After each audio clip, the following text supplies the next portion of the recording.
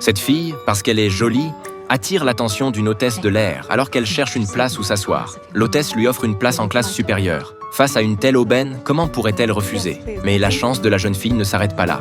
Installée dans son siège confortable, elle s'endort rapidement. Plongée dans ses rêves, elle ne se rend pas compte qu'elle a posé sa tête sur l'épaule d'un homme inconnu à côté d'elle. À son réveil, horriblement gênée, elle s'excuse platement. C'est alors qu'en baissant les yeux, elle voit en couverture du magazine que l'homme tient en main que son voisin n'est autre que Jack, la star de cinéma du moment. De peur d'être reconnu, Jack lui propose une photo ensemble à la descente de l'avion, pour éviter toute scène. En entendant ces propos présomptueux, le remords d'Amy s'évanouit. Elle rétorque sèchement qu'il ne l'intéresse pas. C'est la première fois qu'on oppose un refus à Jack. Loin de le fâcher, cela attise vivement sa curiosité.